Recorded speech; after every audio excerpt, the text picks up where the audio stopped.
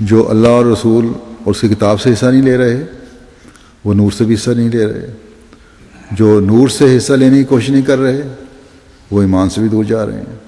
تو یہ تو ایک چکر ہے جو چلتا چلا جاتا ہے۔ بس ہر وقت اپنی حالتوں کا جائزہ لینے کی ضرورت ہے۔ حضرت صلی اللہ علیہ وسلم جو خود بھی نور تھے اور آسمان سے کامل نور آپ پر اترا تھا، یہ دعا کرتے ہیں کہ اے اللہ میرے دل اور میرے دیگر اعضاء میں نور رکھ دے۔ یہ دعا اصل میں تو ہمیں سکھائی گئی ہے کہ ہر وقت اپنے سوچوں اور اپنے اعضاء کو، اپنے خیالات کو، اپنے دماغوں کو، اپنے جسم کے ہر حصے کو اللہ تعالیٰ کی تعلیم کے مطابق استعمال میں لانے کی کوشش کرو اور اس کے لیے دعا کرو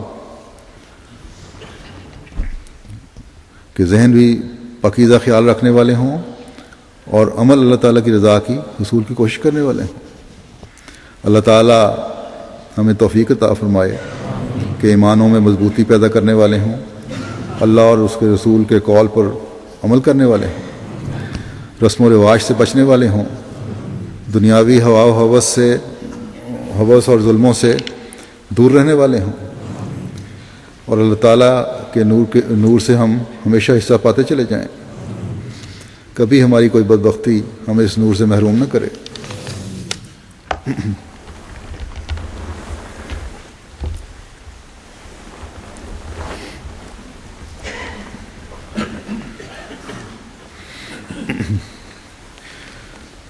الحمد للہ نحمده ونستعینه ونستغفره ونؤمن به ونتوکل علیہ ونعوذ باللہ من شرور انفسنا ومن سیئات اعمالنا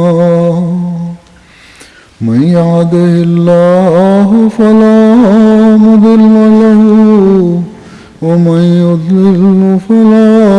هادي له ونشهد أن لا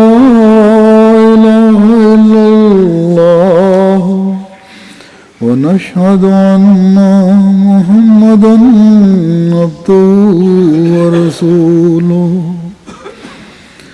عباد الله رحمكم الله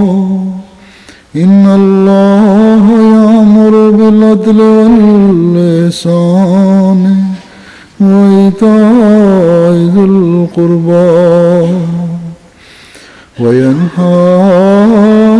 عن الفحشاء والمنكر والبغي يعظكم